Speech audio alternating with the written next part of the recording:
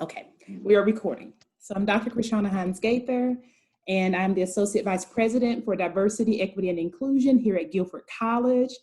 Welcome, friends. So good to see so many familiar faces. We had really great registration for this event, so we're really excited to welcome you tonight to hear Dr. Canida.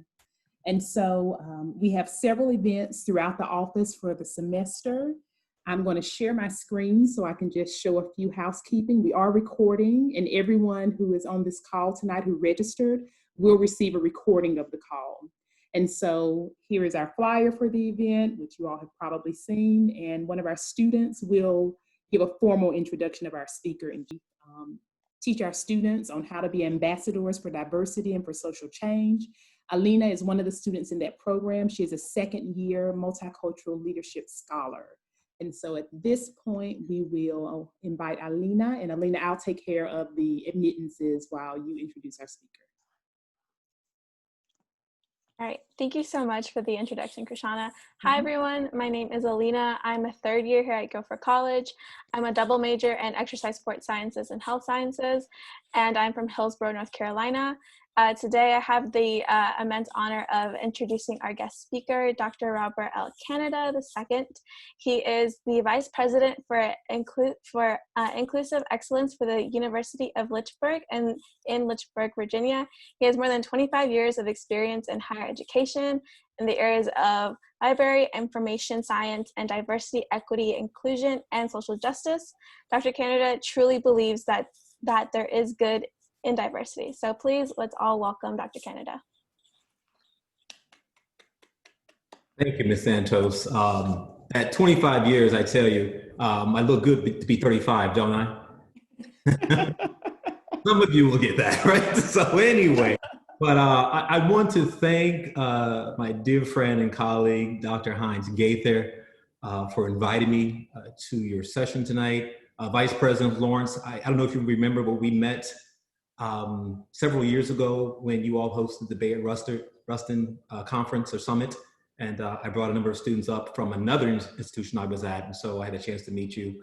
But thank you for having me at your institution and everything, and thank each and every one of you for registering tonight.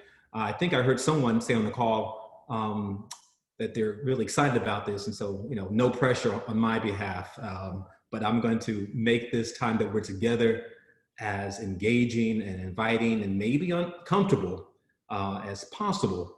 But before I get into my actual presentation, I think Dr. Hines-Gaither shared with you all, the campus community, the description, a brief description of tonight's presentation. But I truly believe that stereotyping is something that we all do, sometimes on a daily basis, either implicitly or explicitly. It happens simply by classifying individuals or groups of people. We convince ourselves that we better understand the world around us through our own lens, not so much our world view, but our view of the world. And although sometimes prejudice will be the result of that. And before Dr. Hines-Gaither actually allowed people in, I was listening. I wasn't eavesdropping, MLS peers. I was just listening, and Dr. Hines-Gaither was talking about sometimes that stereotyping can be very traumatic for individuals. So I say all that to say that prejudice, may be a result of us, right? Stereotyping. It's just not something that's relegated to students, faculty and staff in our community, and probably almost anybody who is a human being will stereotype. So in this presentation, we will be challenged, and I say we because there may be some things that I say that you push me on, and that's fine. But we'll be challenged with addressing our own stereotypes and asking ourselves, why? That's the question. Why do we stereotype? So at this time, I'm going to share my screen with you. We'll get underway.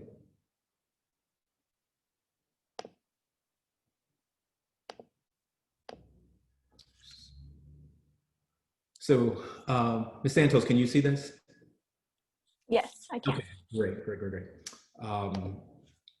So, stereotypes, perception of reality. Now, some folks will tell us that one's perception is the reality, and where that may be true, there is a distinct difference between perception and reality, particularly in how we look at stereotypes. Before I do that, and Dr. Hines-Gaither, I know that I know that Ms. Santos gave a very excellent intro to me, but I just want to let people know a little bit more about who I am, and I promise we will have time for Q&As. I'm originally from Cincinnati, Ohio, born and raised, so I'm a Northerner, for some people will call me, from the South. I moved to North Carolina in 1995 and worked for the University of North Carolina system for 25 years as a faculty member, and then as an administrator, and then moved to Virginia, Central Virginia, to continue this work in the area of DEI, or as I like to call it, inclusive excellence. So that's a little bit more about who I am, and I'm proud of my identities. So let's see if we can get this to go now. I love quotes. Everything that I start off with, if it's either a presentation, if it's a paper, even my dissertation, there are quotes in my dissertation, and I like them. And so this one by Gladwell, who is a Canadian journalist, basically says that the moment that somebody looks at you and draws all sorts of conclusions, that happens to each and every one of us. That when we walk into a space, either a familiar or unfamiliar space, people will, as my great grandmother used to say to me, would size you up. For those that is not familiar with that phrase, that basically means they're reading you or they're discerning you. They could be stereotyping you, but they are basically their first impression of you. So just think about that. And that's very interesting. And I don't want anybody to get paranoid, but when you walk into spaces, different spaces, new spaces, there are people that are looking at you and drawing all sorts of conclusions. So, which some of those conclusions could be good or it could be bad, but nevertheless, it happens. And then Forrest Whitaker, African-American actor and probably an activist, just lets us know that stereotypes do exist, but we have to walk through them. We cannot allow stereotypes to keep us from being who we are. You cannot let them allow you from showing up in spaces, showing up as every identity that you come with. So they do exist, and I don't think anybody on this call tonight would argue or raise their hand and say that stereotypes don't exist, because they do. But when we do encounter them, we just have to walk through them. So these are some guiding principles for tonight. Let's give ourselves permissions to be where you are. So wherever you are in this conversation on stereotypes, that's okay. Hopefully at the end of the conversation, it will have moved you to some degree to look and think differently about stereotypes, but more specifically, how you may be, and for lack of a better word, guilty of perpetuating stereotypes. So give your permission to be where you are.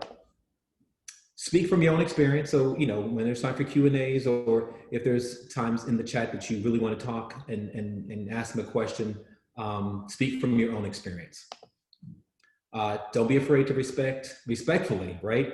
Challenge one another by asking questions. Questions are wonderful. The goal for tonight and any conversations you have around any topic, but specifically DEI, diversity, equity, inclusion, is not to agree, but to come away with a deeper understanding of what's been shared and discussed.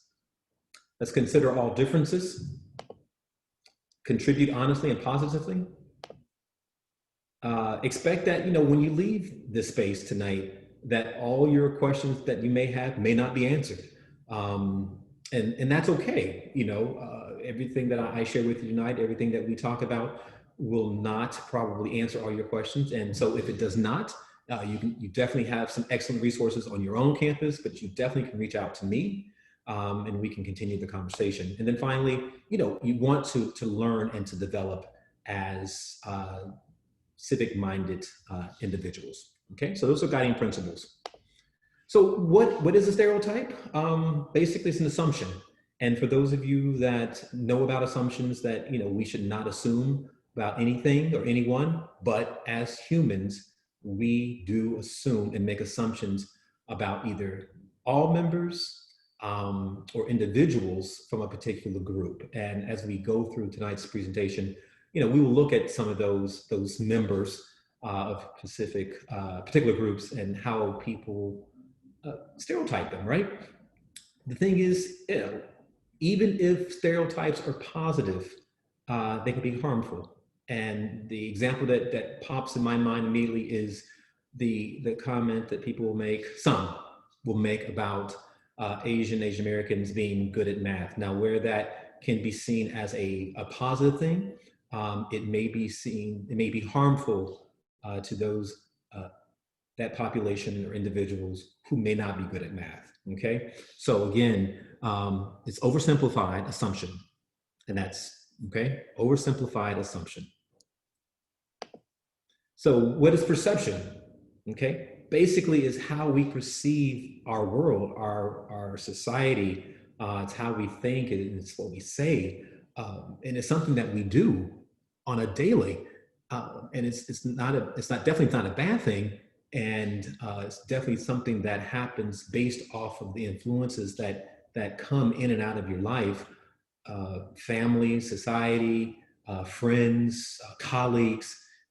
These things sometimes can influence how we perceive things, and so perception it's real, but it's not reality. Okay, so that's what perception is, and then we look at reality. Basically, it's something that it's real. It's something that you can see and most likely touch, and so it's definitely something that we cannot really. Or some people they want to rebuke it and say that it's not real, but we cannot deny, for example, that an egg is an egg, and that's as simple as you can get. Something that again that is real and existent. So that's reality. So my question now to you all, and I'm not quite sure how we can do this. So Ms. Santos, if there are people that are raising their hands, or you all can put it in the chat or unmute yourself if you have that capability. My question to you is perception or reality? Is this image perception or reality? And that's a question to the entire group. I think perception, because depending on who's looking at it, it's a different image. Okay, so Anne, thank you for that. Anne, if I may ask, what image do you see, or images do you see? I see a lady looking to the side of her, but I've seen images kind of like this where sometimes it's actually like an older person, or I don't know, like, never mind. No, you're good. So yeah, you're exactly right. So for those of you that can decipher this image, so you have a younger woman, at least through my vision and lens, right? A younger woman with her head turned to the side, with a hat on her head, with the feather up. But if you look at it closely, then you also see an older woman, maybe with some kind of bonnet or cap on it. So that's how we perceive things. So like Anne said, she sees she perceives to see a younger woman, but also she can perceive to see an older woman. So that's perception. But what's the reality in this picture then, or this image? There's one reality. Can anybody tell me what that reality is? Oh, wow. They're both? It's a woman, right? Oh, okay, yeah. For the most part, it's a woman. So that's the reality. Thank you, Andrea. Perception, the reality. And although it says perception here, but the perception is that one person is saying it's a 6, the other person saying it's the number 9. Okay, and that's how they, line on the ground. That's how they perceive that particular image, which is correct, right? But the reality is that it's a number. At the end of the day, it's a number, regardless of how you spin it and how you see it. It's a number. So yes. So we're going to name this now. So basically, I want you all to tell me what are some of the common stereotypes about these images that I'm about to share with you. Stereotype, real quick. Stereotype about persons with disability.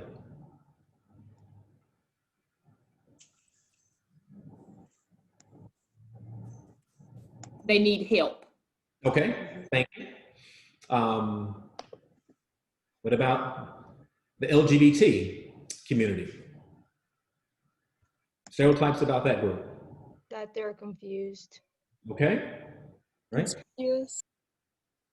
Thank you. And there have been times that I have actually presented in a human sexuality course, and I'm talking to graduate students, and I will use not so much this image here, but I will use an image of a very attractive Black gay man, right?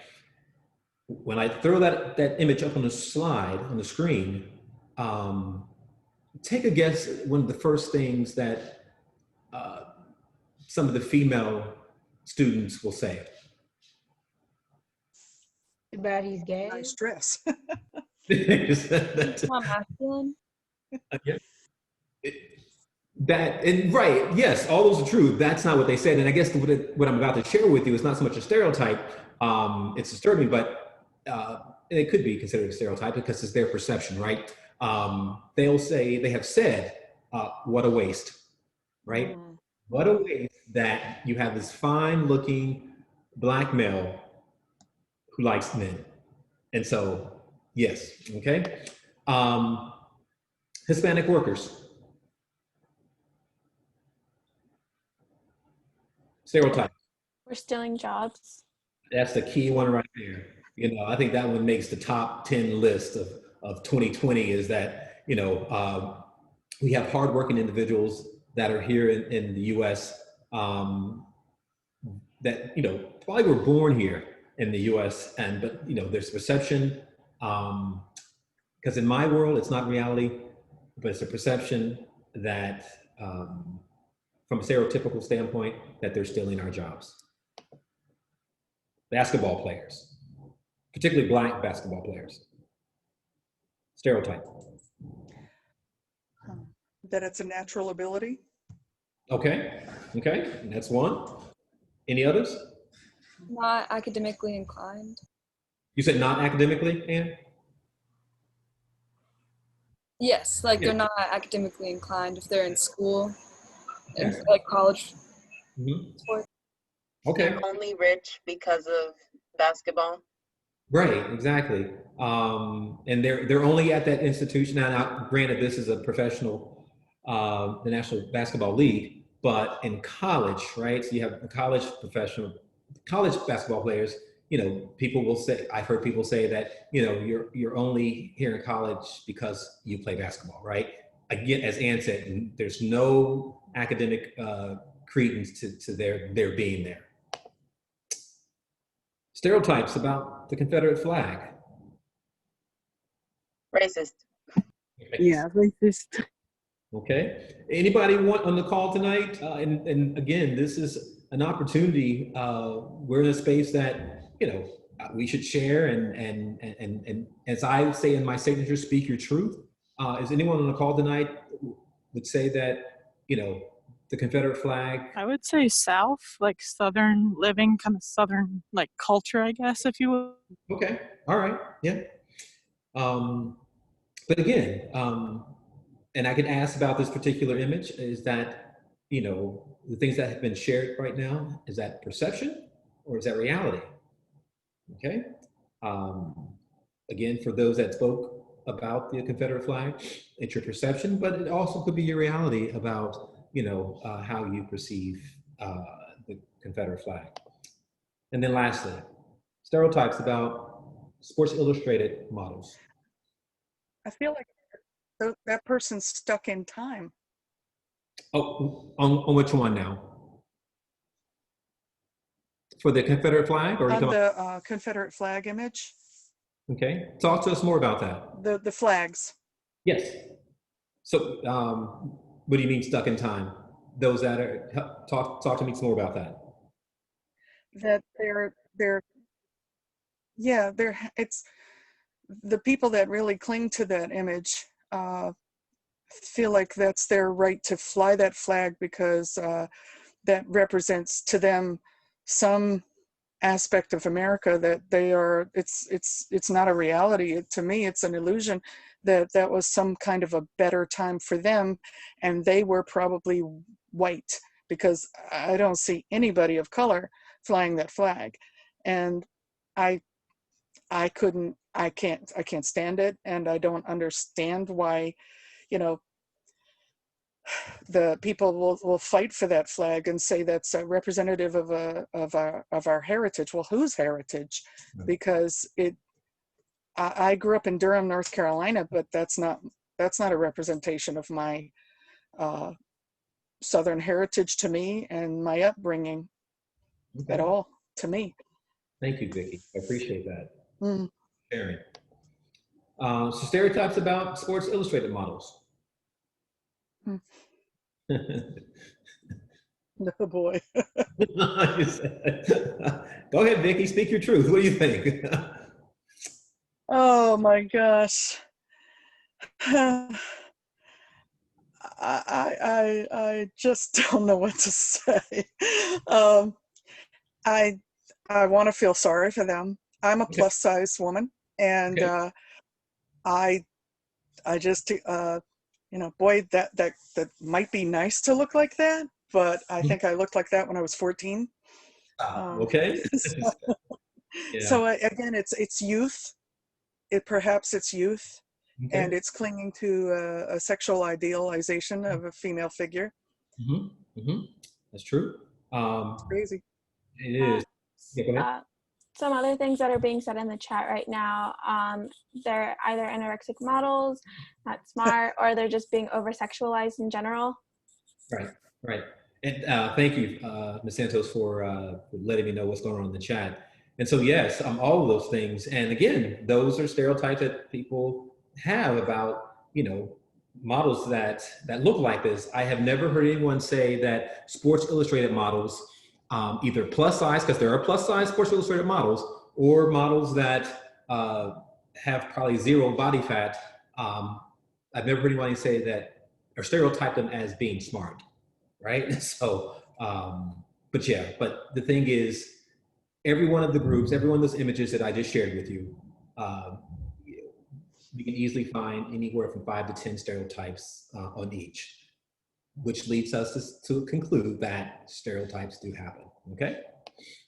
So when was the last time? Okay, so here's maybe a question that may challenge you. You may have to give pause to, but when was the last time that you stereotyped someone? I did it just today, just this morning, as I was leaving my house, going to the garage. And I should frame that differently. It's a public parking garage, and got into the vehicle, was going around to get out. There was a white guy, right, with a jacket, a plaid jacket. He had on a hoodie, and he was just walking kind of suspiciously, at least to me, right? And so my partner and I, it's like, okay, let's slow down to see where they're going, and because it looked kind of sketchy to me. And so we end up going past the person, going down the ramp, but we stopped enough so we could still see what they were doing.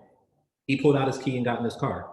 So, so I stereotyped that individual based off of my perception, right, of a white man. Now, if he had been dressed in a suit, bow tie, I probably wouldn't have given second thought to it, but it's just the thing that happened. So today was my day. Anybody wish to share when the last time that they stereotyped someone?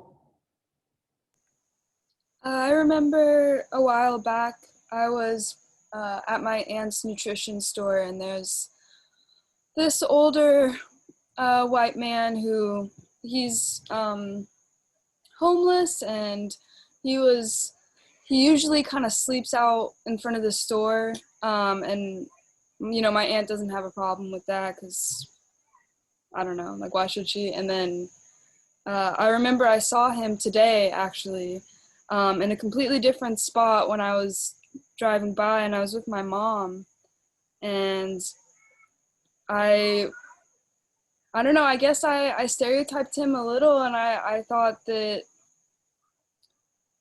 because my mom had mentioned that he came from a well-off family, like that he suffered from mental illness, and so I stereotyped and thought, oh, well, like he's there because he didn't work hard enough or XYZ. Okay.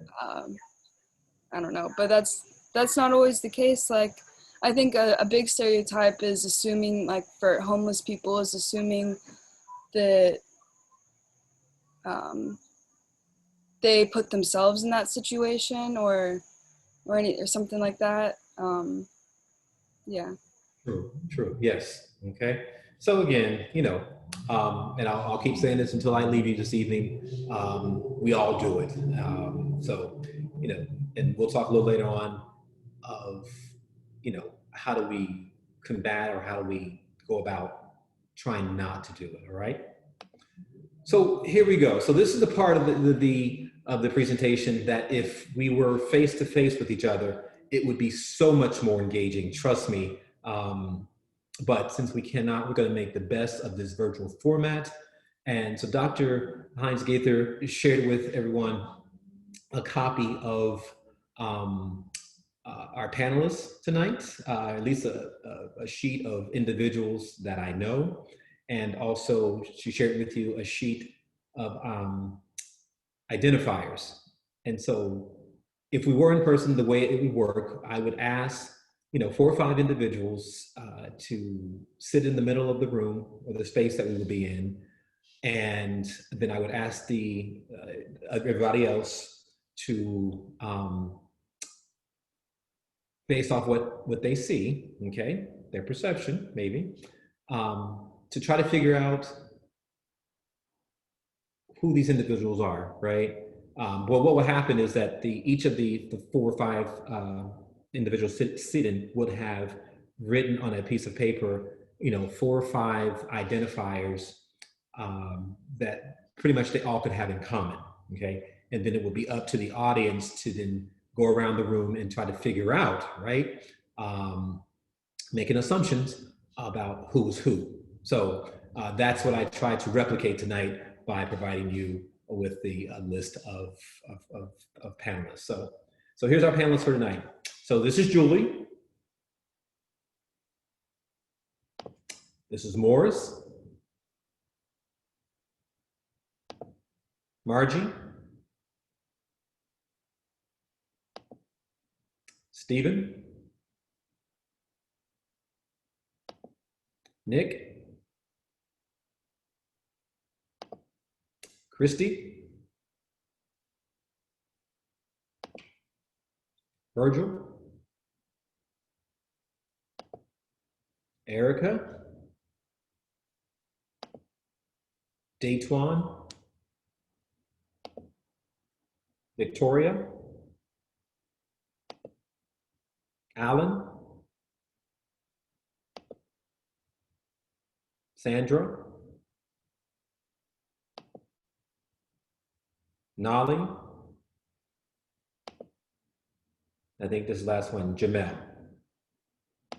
No, I take it back. Pia. Watch, there'll be one more.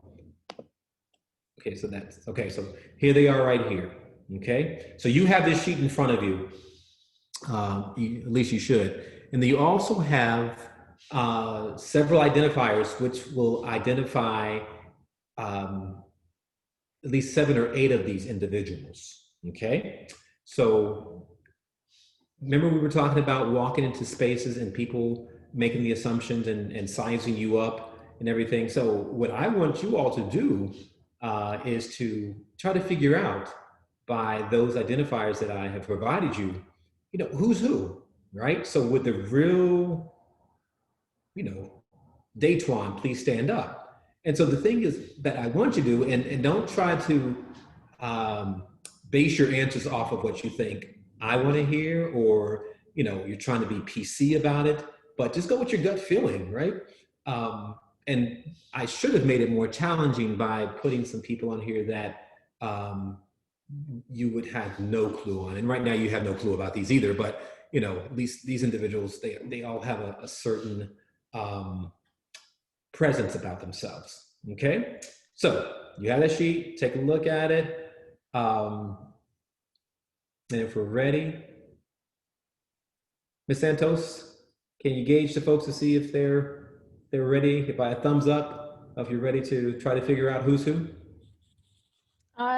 Yeah. Okay. I believe a majority of them are very ready. Okay, appreciate that. So did you guess correctly? So who is this? And I don't, Santos, if if you want to have people to put it in the chat box, that's fine. If you want to try to monitor it in that fashion, or if people want to just unmute and just call out a name, we can, whichever way is the easiest. So who is this individual here, based off of the images that I have provided you? We have one person who thinks that it's Pia. Pia, okay. So that one person, right? So for right now, if I may ask, if you're comfortable in sharing, why do you think it's Pia? Anita? Her picture, hold on, let me pull it up. I think she had like a crown or something, and then I saw Disney and I was like, that's it. Okay, so thank you, Benita. So what stereotypes are you making off of women with crowns that wear crowns? That they love royalty and all that stuff. So is that a perception or reality for you? I don't know.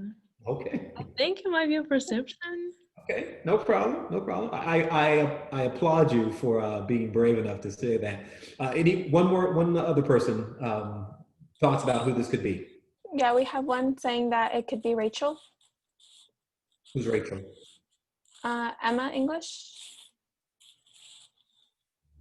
Yeah, I had similar reasoning to Benita. Like, I think in her picture, she's wearing like a dress and she looks like she could be like a part of a pageant or something, which is an assumption that I made.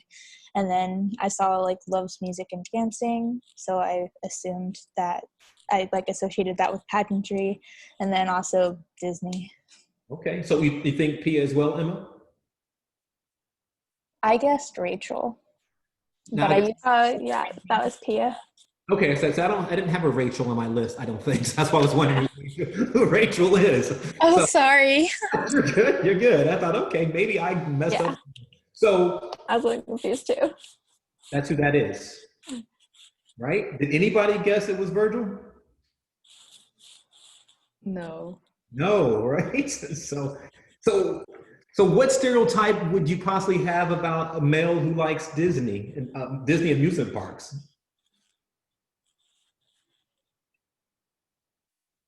I actually got it right. I just didn't write it down because I'm terrible with names, so I completely forgot the names afterward.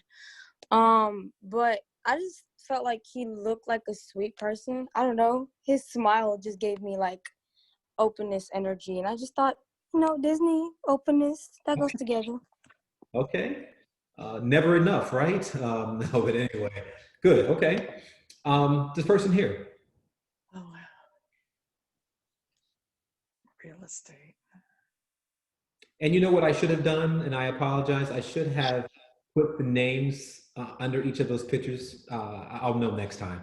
So yeah, I'm sorry. I apologize. So this person, who do you think this person could be? No idea.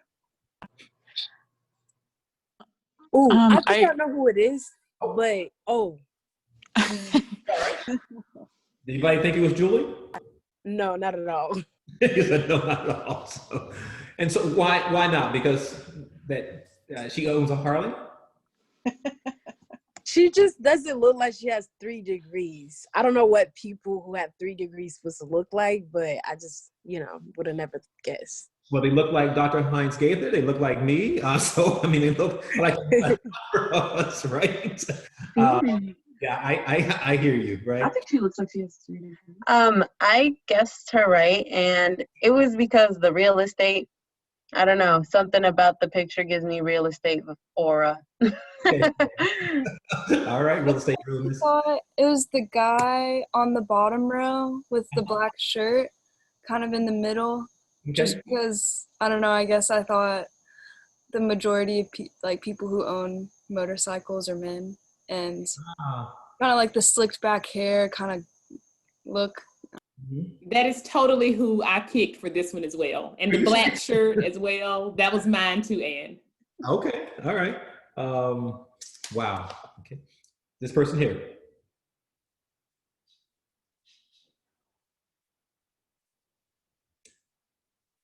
Now, most people get this one. For some reason, they get it right off the bat. Sydney says that it could be the woman in the green shirt and glasses. Okay, let's see. Yep. Yeah, most people get that. And what some people will look at, they'll look at the picture, they'll look beyond Margie. That's Margie. They'll look beyond Margie and look at the globe or the map behind her. And then they'll say, then they equate that to international travel. And so that's how they figure that out, right? But yeah, that's Margie, professor, a professor at the University of North Carolina at Pembroke. And then Julie is my cousin, and Virgil is my friend. So, so yeah, just give you some context. This person here.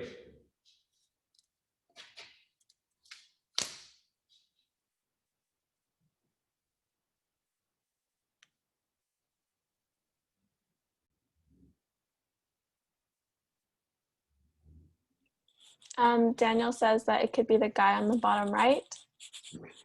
And I get it. I feel bad. That person right there, that's Stephen. That's Stephen, yes. Stephen's a former student. And one thing I did not know about Stephen, that he and his family were homeless for almost 2 years and everything. Some people will get Stephen right because they say that he has that haircut of military haircut. So anyway, okay. Introvert. Now the applesauce on my pizza, you know, I'm going to stereotype that person right off the bat. You know, I just, you know, I can't get with it, but hey, to each their own. Um, Conductor of time, I find that fascinating. So for the sake of time, I'm just going to go ahead and just, you know, and you can just assess to see how well you did. So this one is Daytwan. Oh, okay. Yeah, Daytwan is a former student of mine as well. Yes. Okay. The one thing I found interesting about Daytwan, you know, because he's very outgoing. He's a minister, but very outgoing. And most ministers are not introverts. Most aren't, I don't think. Or maybe I'm making an assumption or stereotyping the ministers, right? But you know, with Daytwan, I found that interesting. This person here. I need the pictures. He's looking at the picture. Let's see. Autonomy, enthusiasm. Oh. This is Morris. Yeah, I kind of knew that. Okay, Morris, former co-worker, student worker, and everything, and yeah.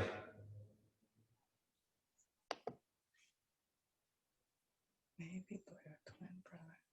Now, how many of you thought that, based off of this, that Daytwan was this person here? So that's probably, it would be a man. Yeah. Okay. So this is Nick. Okay. Okay. And I'm going to explain my madness and all this in a moment here. Loves to travel, foodie, right? This person is Erica. Oh. Yeah. Erica is a sister of mine from another mother, right? We fight like siblings, I tell you. But yes, this is Erica.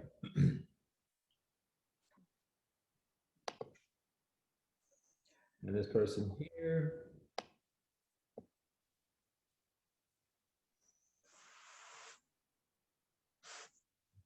Miriam guesses that could be Pia. Oh.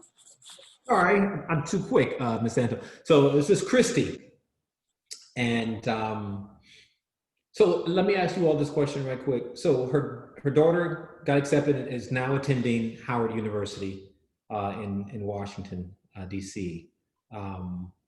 So what assumptions would you make about Christy and her daughter since her daughter goes to Howard? You could make the assumption that that she is a person of color, and that I disagree with that because I have friends who go to NCCU, and they are very Caucasian, and I think it's an absolutely wonderful, outstanding institution. And I have a friend who's also a professor of physical education and sports medicine there. So I think why not? Right. Because if it's a good school, it's a good school, period. Right. So with thank you for sharing, Nikki. So the thing with Christy, you know, some people will look at Christy and stereotype her as maybe or perceive her to be a white female, right? But she's not. She is a woman of color. More specifically, she is a member of the Lumbee tribe of Robinson County, North Carolina. So yes. So so again, I love dogs. I don't know about that one. The question I want to ask you all, okay, is, you know, the way that I presented tonight and the way that we talked about, you know, these individuals, it was easier because they were not there with you, right? But if we were in the same space together and they were sitting in front of you and you were trying to determine, based off of your stereotypes, right? Perception of reality, how hard would that have been? Because they're sitting there looking at you and then, you know, you're basing off of what they wrote. So would it have been easier to come up with could you have concluded correctly if they had been there with you? I think it would have been harder just like making the assumption and then especially like being incorrect too, because then I don't know, like you kind of get a sense of shame, like, wow, I really just read this person completely wrong, and like I don't know. Yeah, and thank you, Ann. You know, the thing is, again, we're human. We make errors, we make mistakes, and the thing is, the way I look at it, right?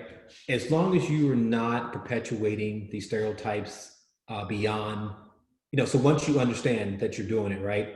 But if you continue to do it, and again, like I said, you're perpetuating it, then that's, for me, that's when you're doing more harm.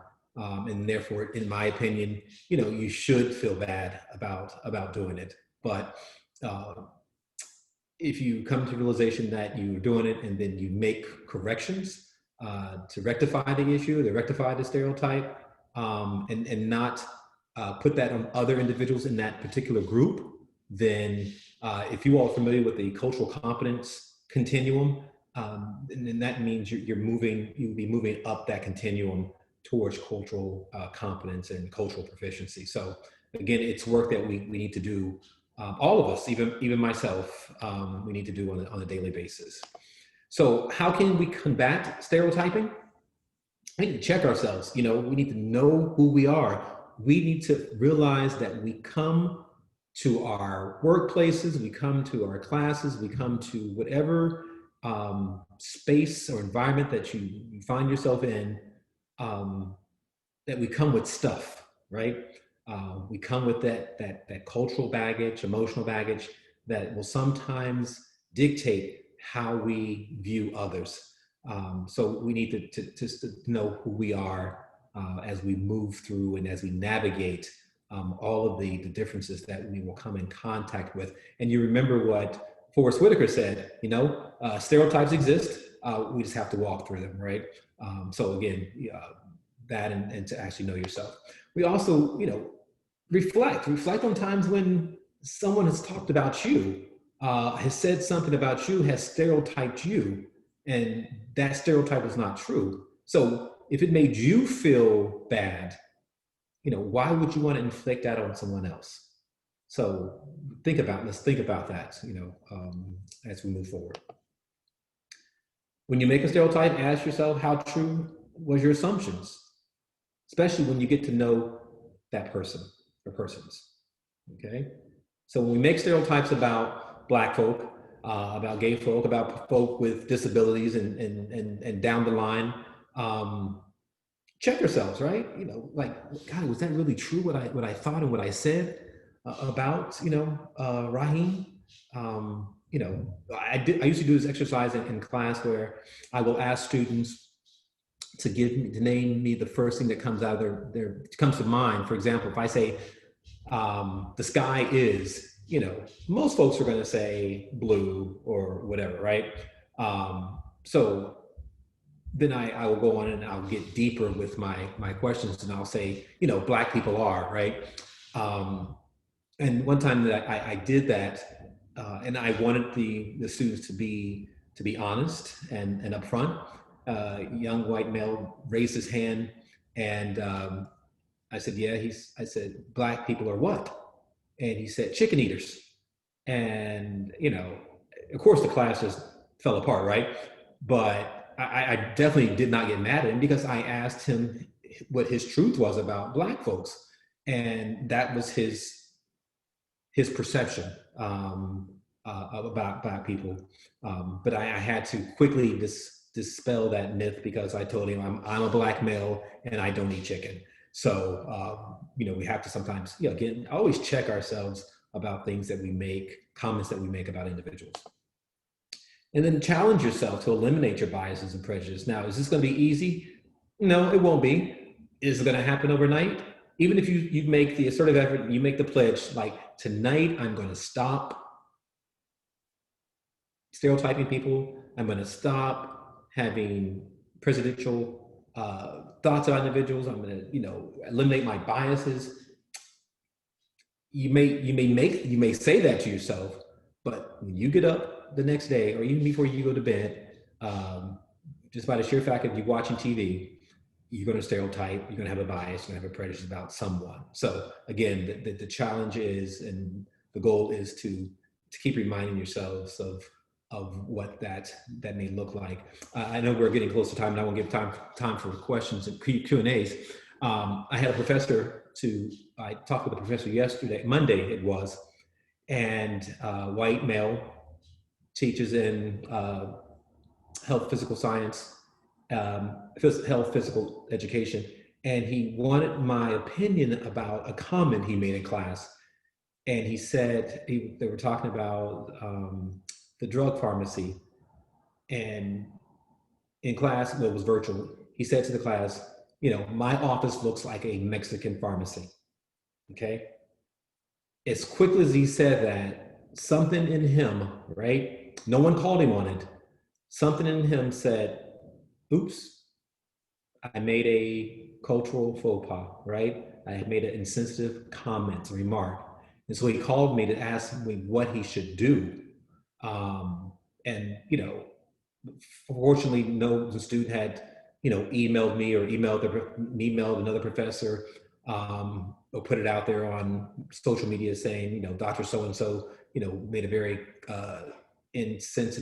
culturally insensitive remark. I advised him. I said, what you need to do is that, for those of you who are familiar with Andy Griffin and Barney Defy, nip it in the bud. So I said, you need to email the class and own up to the fact that you made this insensitive remark. It was not your intention, and that you apologize. And he did it. He carbon copied me. And that was going for him to challenge and to correct the error that he made, okay? But basically at the end, just don't stereotype people. And again, easier said than done, but it's something that we're gonna have to practice each and every day. And even when we think we have it right, we're gonna find ourselves, maybe unintentionally doing it, okay? So I want to thank you all for your time tonight. And so at this time, I'm going to stop sharing and see if there are any questions that I can provide answers to.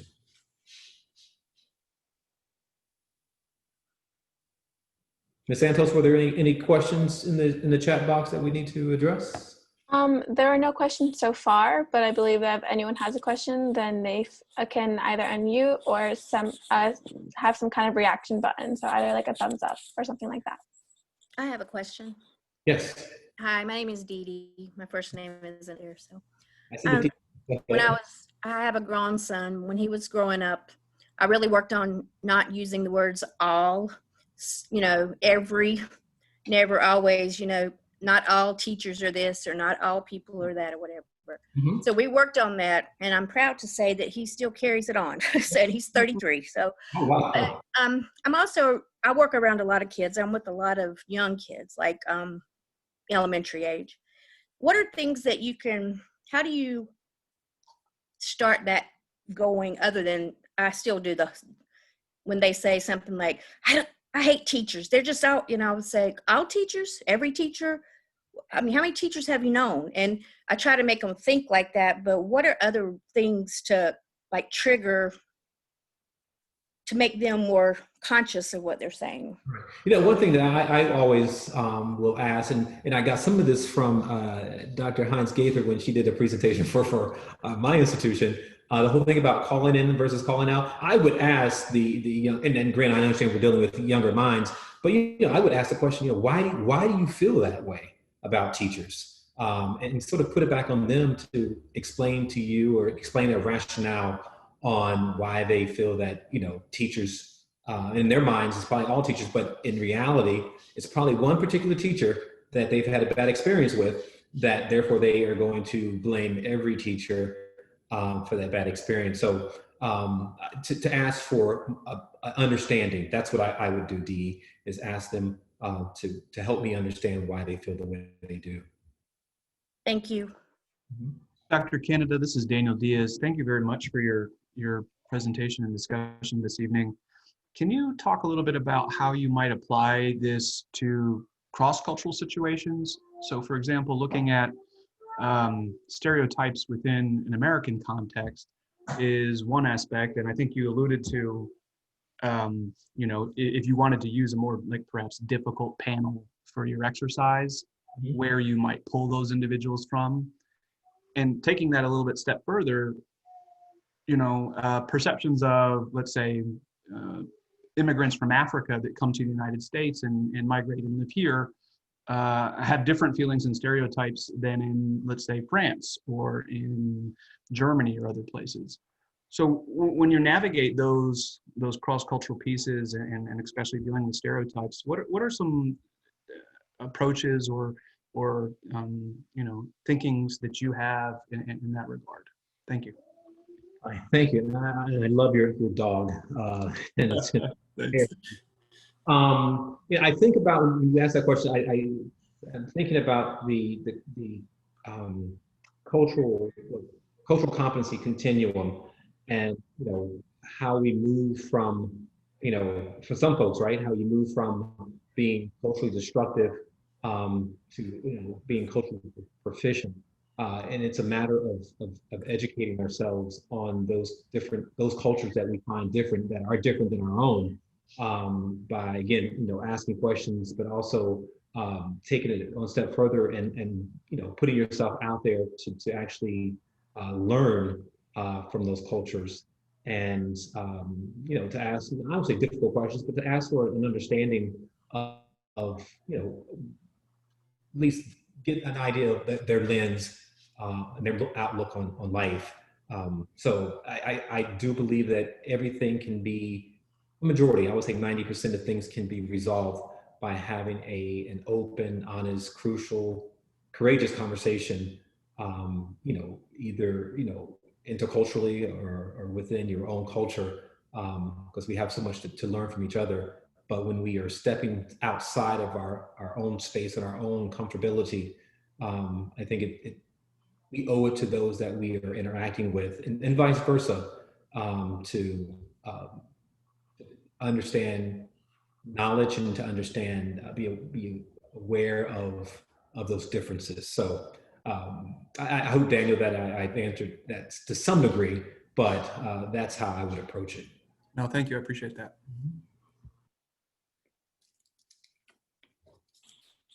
Dr. Canada, there is a question in the chat from Sydney. It states, do you think it is realistic to try to stop stereotyping people, or do you think it is okay to stereotype to some extent, but that we should be more aware of it and make sure that that we are very open-minded and don't make definitive assumptions?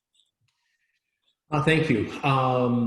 Stereotyping is, as I mentioned earlier, although some stereotypes can be seen as positive, ultimately they're harmful. You all are very familiar with some of you with the childhood phrase, "Sticks and stones may break my bones," right? But words, according to the rhyme, words don't hurt. Words do hurt, right? When we speak those stereotypes into existence and place them on individuals, those things, as Dr. Hines-Gaither said, it can cause trauma to an individual. So, I think is it realistic?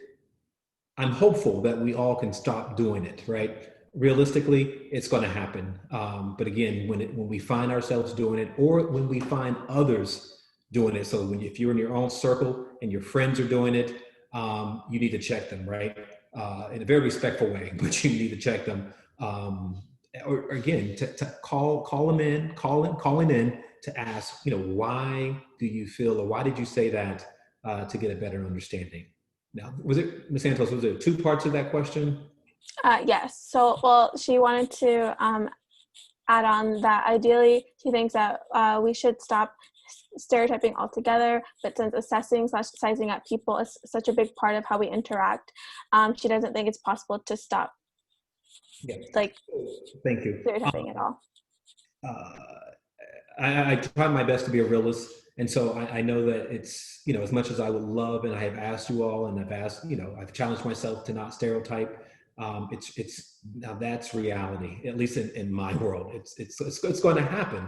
But the thing is, when it does happen, we need to be aware of it, and try to put ourselves in definitely not in the shoes of, but to try to make ourselves more vulnerable if we were the other person being stereotyped. So as I said earlier in one of my slides, ask yourself, the stereotype that you made, how would you feel if someone made it about you, right?